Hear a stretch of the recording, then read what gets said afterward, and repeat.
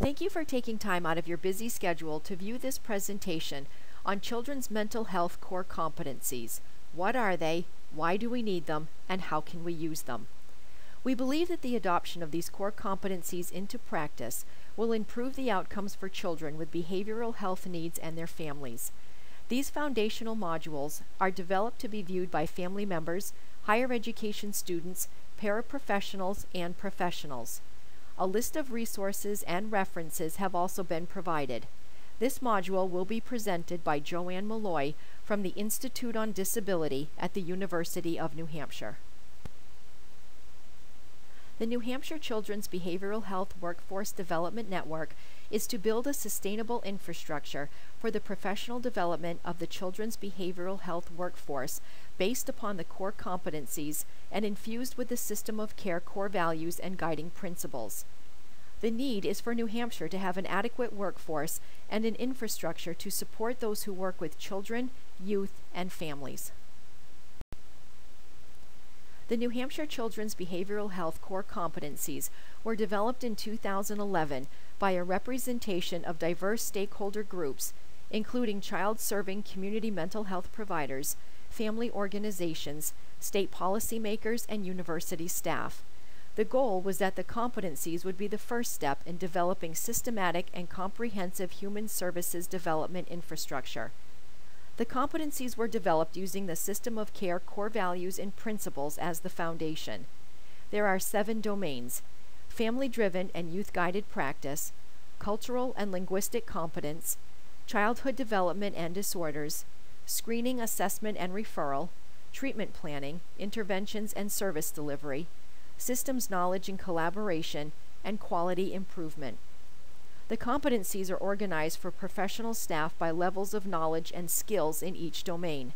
There are 3 levels: foundational, intermediary, and advanced. The levels are designed to identify the skill level of practitioners. They are fluid and not specifically tied to certain formal education and training or position titles. A copy of the report can be accessed, and a link is provided at the end of this presentation. This is one of a series of modules designed to support the development of core competencies in the children's behavioral health workforce.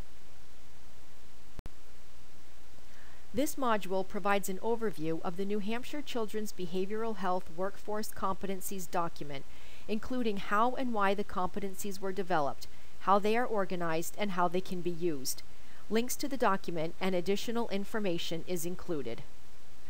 We'll start by talking about why core competencies are important in children's behavioral health and in fact in any discipline.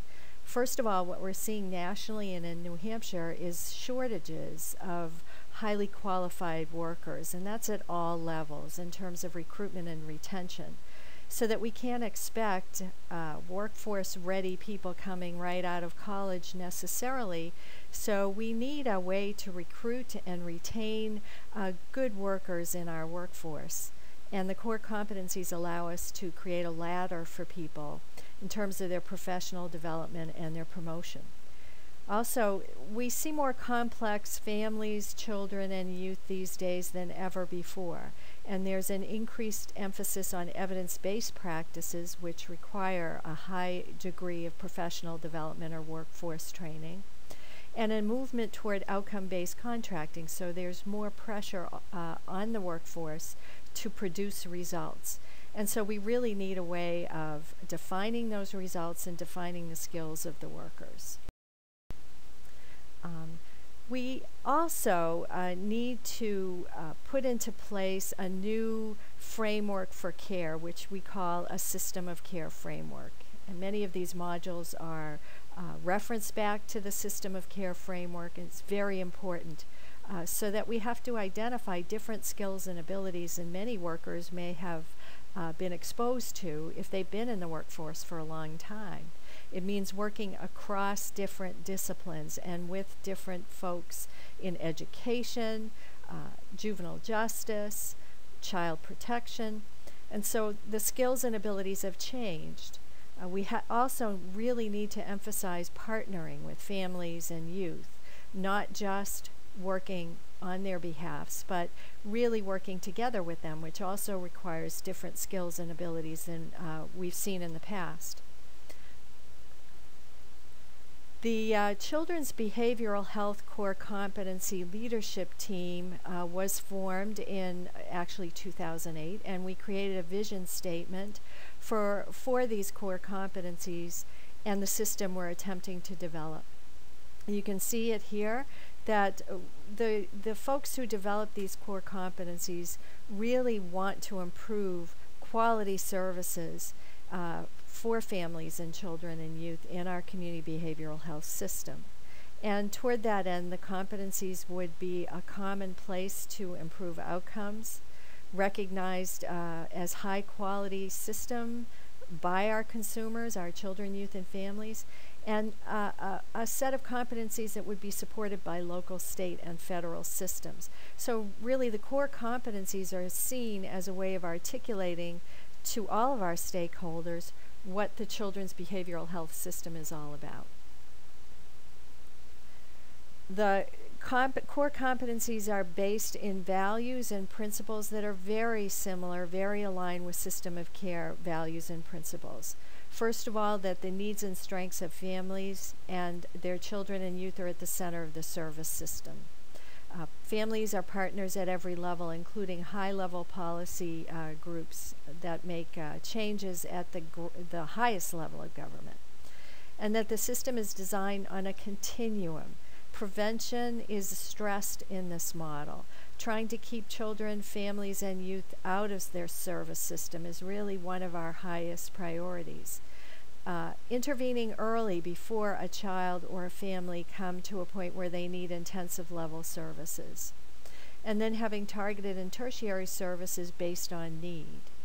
And that behavioral health care is integrated with primary care. That it's not something separate that you receive, but it's all part of your total health care package. The values also stress collaboration and shared responsibility between behavioral health providers and schools and other child-serving agencies and providers. We often hear about the silos and the segregation between different systems and the gaps and overlaps. So it means that we talk about shared language, shared experience and values and vision, integrating costs. No one system bears the burden of serving any particular child or family. That data is used to make decisions and shared among service systems, and that planning and service delivery is in collaboration. Also that the systems uses and is supported to use evidence-informed practices, and this requires very intentional targeting of resources because it takes some time to train people and to support them to deliver the highest quality practices. We believe that staff who work in the system need support at all levels. Their work is very, very critical, and they need to take care of themselves, and they need to feel valued, and that we promote the system of care values and principles. The purpose of the New Hampshire Children's Behavioral Health Core Competencies are to improve the quality, consistency, and efficiency of our system. Oftentimes we have seen that perhaps there's an expert in one particular practice in one mental health agency and not in another. And so we want to make sure that every family and child, no matter where they live, can access those high quality services. We also want to make sure that if you're reliant on high quality services in one region, you can also count on high quality services in another region. And so efficiency of the delivery requires that all staff have a foundational level of competency that's common across all the different regions. And we want to make sure that there is a more efficient delivery of services for children, adolescents, and their families. And the only way to assure that is to have a highly trained and quality set of standards for our workforce. Here is a list of the leadership team that took on this core competencies project. As you can see, we had diverse representation. The children's directors who work in the mental health centers, worked with the family organizations, the State Health and Human Services Agency, the Institute on Disability at UNH, and other members who really worked on every single word in the core competencies document. We often talked about the meaning of different words and phrases to make sure that they were the right words and phrases for us to use. And was over the course of over a year, took us over a year to develop these core competencies in a way that we felt were ready to publish them for the community. In the best tradition, we stole information from other states. Not many states, oddly enough, have a set of core competencies for their behavioral health workforce. But we did look at about 7 other examples, including Maryland and Ohio and Alaska. We reviewed the great work that's gone on in early childhood and family mental health in New Hampshire, and some of the work done in Vermont. We went through and surveyed the staff throughout the state of New Hampshire to find out what their thinking was around good core competencies. We had expert advice from Georgetown University, Dr. Joan Dodge, who is a national expert in workforce. And we had several retreats where we really framed the mission, vision, and values and what the big ideas were for the competencies. We had volunteers, people coming together, drafting and redrafting and editing. We got feedback as we went through from all different stakeholder groups. And we went back and forth on some key issues that kept surfacing, including priorities around engaging families and what family-centered, youth-driven really means. And it was a wonderful exercise for all of us to come to the same point in terms of our values in the system. We now have a document that can be accessed. We'll give you the link at the end of this web presentation. But the core competencies are now in a document that includes 3 levels of competency. There's foundational, which is what we hope every worker in the behavioral health system will have. Intermediary skills for individuals who have greater experience and some specialization, and then advanced level skills that are primarily identified by supervision, policy work, and ability to train others. There are 7 key domains that we took primarily from the way these core competencies were organized in other states, and then subdomains in each of the domains, a set of knowledge areas and a set of skill areas in each of the key domains. The 7 domains are family-driven and youth-guided practice, cultural and linguistic competence, childhood development and disorders, screening, assessment and referral, treatment planning, interventions and service delivery, systems knowledge and collaboration, and then quality improvement, professionalism, and ethics.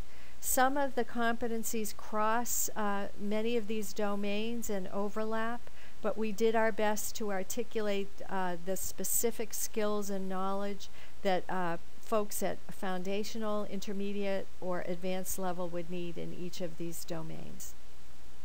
So here's an example of the document, the contents, and how the core competencies are presented.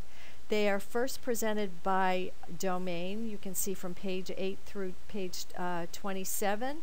They're organized by domain, and then the same competencies are reorganized by level between page 28 and 46. And then at the end of the document is a paper self-assessment that a worker can take to kind of get an indication of where they fit within each of those domains and foundational and levels. You can see here's a page that illustrates how they're organized. Again, this is the family-driven and youth-guided practice domain. There's an explanation of what that domain represents, and then the foundational level competencies and sub-competencies are presented there.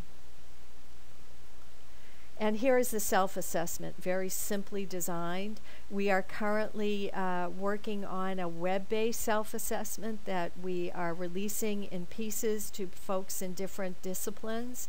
We've already assessed the children's mental health workforce once last year in 2013. And we're hoping we'll be able to release this to other folks this coming year in 2014. This gives the worker a chance to kind of get a sense of where they rank, areas of strength, and areas of growth, and it can help a worker identify particular areas where they may want additional workforce or professional development. We are using the core competencies to help staff self-assess where they stand in terms of the competencies, in terms of levels and domains.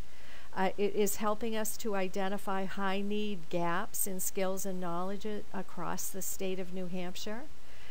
It's helping supervisors and agencies identify areas that their staff have expertise and skills, and also identifying areas that they need to beef up their staff knowledge and skills. And it's for an individual to use to map out an assessment and self-development plan, so they can find out areas where they'd like to learn more. There is the online self-assessment that I referenced earlier. We have done one first survey with all those folks. About 250 folks responded last year. And we're hoping that we can continue to use this annually to find out if we're moving in the right direction and building up people's skills in the mental health arena.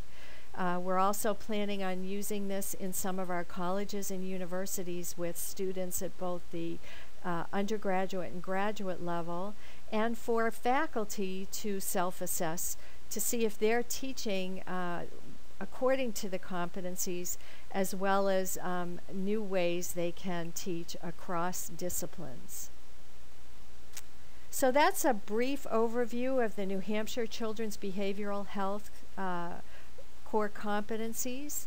They were designed to create consistency, improve quality, and to help us begin to hone in on the skills and knowledge that we are looking for in the 21st century workforce, which is very diverse in multiple disciplines, and to help families and children and youth to their best way possible attain their best level of functioning. The core competencies are available, as you can see, on our website at the Institute on Disability. You can link to them there and download them for free. Thank you very much for listening, and we hope this was helpful to you.